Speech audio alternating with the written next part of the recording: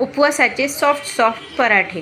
हे पराठे चवीला इतके जबरदस्त लागतात आणि अगदी सॉफ्ट असतात। तुम्ही 3-4 तास जरी ठेवले तरी अगदी सॉफ्टच राहणार आणि ते जर दह्यासोबत जर खाल्ले तर त्याची चव तर दुप्पट काय 10 पट वाढेल, एवढे जबरदस्त। नेहमीची खिचडी किंवा साबुदाणा वडे खाऊन कंटाळा आला असेल तर हा पदार्थ नक्कीच ट्राय करा। तर रेसिपीला सुरुवात करूया। सुरुवात करण्याआधी तुम्ही जर ही रेसिपी फेसबुकवर बघत असाल तर माझ्या पेजला फॉलो करा आणि यूट्यूबवर बघत असाल तर माझ्या चॅनलला सबस्क्राईब करा आणि त्याचबरोबर लाईक, शेअर आणि कमेंट नक्की करा आणि व्हिडिओ पूर्ण पहा, स्किप करून बघू नका। हॅलो फ्रेंड्स, मी लतिका, लतिकाज किचनमध्ये तुमचं स्वागत आहे। इथे मी एक परात घेऊन घेतलेली आहे। बघा, तुम्ही कुठलंही एक पसरट भांडं घेऊ शकता, ज्यात तुम्ही पीठ मळता ते सुद्धा घेतलं तरी चालेल। तर मी इथे परात घेतली, त्यात मी 1 वाटी राजगिऱ्याचं पीठ घालते आहे। प्रमाण तुम्ही जेवढं राजगिऱ्याचं पीठ घ्याल त्याच्या अर्ध तुम्हाला साबुदाण्याचं पीठ घ्यायचं आहे।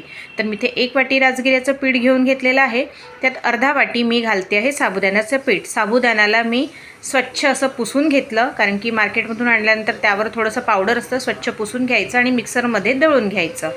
तर अर्धा वाटी साबुदाण्याचं पीठ घेतलेलं आहे, त्यात चवीपुरतं उपवासाचं मीठ घातलेलं आहे।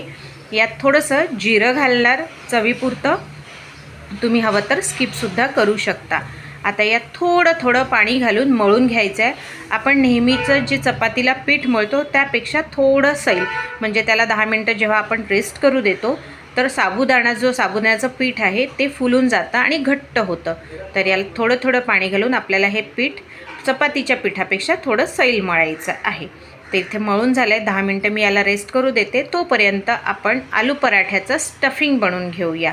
तर इथे मी गॅसवर कढई चढवली आहे, त्यात तेल घातले। तेल गरम झाल्यावर त्यात 1 चमचा जिरं, त्यात 1 चमचा मिरचीचा ठेचा टाकलेला आहे। मिरचीच्या ठेच्यात मी अद्रक टाकून बारीक करून घेतलेलं होतं, कारण की मिरची कापून घातली तर ती बाईटला आली तर तिखट लागेल, म्हणून तर मी ठेचा घातलेला आहे। आता त्यात अर्धा वाटी मी घातलेला आहे शेंगदाण्याचा कूट।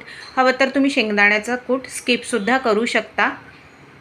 आता याला छान झालेला आहे। यात मी बटाटे घालते। बटाटे बॉईल करून घेतले आणि त्याला किसून घेतलं आहे, म्हणजे गडे राहणार नाही अशा प्रकारे, त्यामुळे मी किसून घेतलेलं आहे। याला छान मस्तपैकी मिक्स करून घ्यायचं। अगदी कमी तेलात हे पराठे बनतात आणि चवीला तर खूपच छान लागतात। तर आता हे छान मिक्स करून घेतलं आहे, याला पूर्ण व्यवस्थित मिक्स करून घ्यायचं व्यवस्थित असं।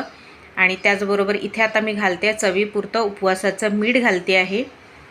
यात तुम्ही हवं तर कोथिंबीरसुद्धा घालू शकता, पण मी उपवासाला कोथिंबीर खात नसल्यामुळे मी इथे कोथिंबीर घातलेलं नाही आहे। आता हे छान मिक्स झालेलं आहे।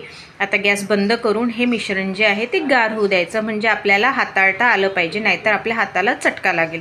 तर याला मी गार होऊ देते। आता हे गार झालेलं आहे, याचे मी गोळे बनवून घेते आहे। बघा अशा प्रकारे, म्हणजे आपल्याला स्टफ व्यवस्थित करता येईल।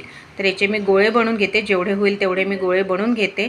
आता हे पण पीठ छान 10 मिनटं रेस्ट केलं तर छान मुरलेलं आहे। याला एकदा तेल टाकून थोडंसं मळून घेतलेलं आहे। आता राजगिऱ्याचं पीठ घेतलं आहे लाटायला। आपल्या चपाती एवढा गोळा घेऊन घ्यायचा, आपण जेवढी चपाती किंवा पराठा आपल्याला बनवायचा आहे त्यानुसार आपण गोळा करून घ्यायचा आहे। बघा अशा प्रकारे छान गोळा झालेला आहे।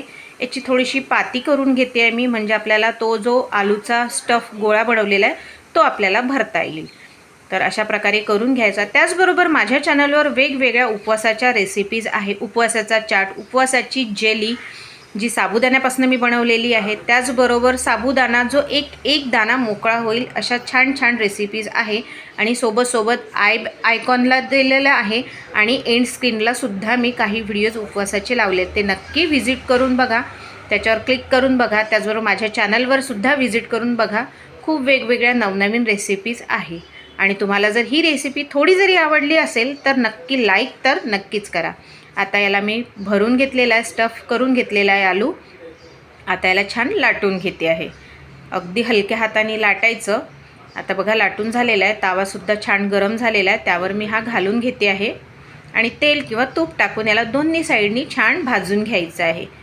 तर मी इथे तेल वापरलेलं आहे, तुम्ही जर तूप खात असाल तर तूपसुद्धा तुम्ही वापरू शकता। तर मी दोन्ही साईडनी छान भाजून घेतलेला आहे। आता हा पराठा झालेला आहे, मी सर्व केलेला आहे। बघा किती छान असा दिसायला सुंदर, चवीला तर अजूनच सुंदर वाटतो। तर कशी वाटली रेसिपी ते मला नक्की कळवा। तर भेटूया पुढच्या रेसिपीत, तोपर्यंत बाय।